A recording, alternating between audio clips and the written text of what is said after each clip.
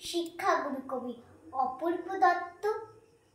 আমি যখন রোজ বিকালে আঁকার খাতা নিয়ে আপন মনে ছবি আঁকি রং পেন্সিল দিয়ে, তখন আমার চোখের সামনে উঠোনের চারপাশে র্যাপিড বইয়ের 22 পাতা সেই ছবিটা ভাসে। মাথায় সাদা পাগড়ি, চোখে চশমা, মুখে হাসি। বয়সটা ঠিক চাই না বোঝা, 60 কিংবা 80। আঁকার পরে বাবার কাছে তার কথা রোজ শুনি।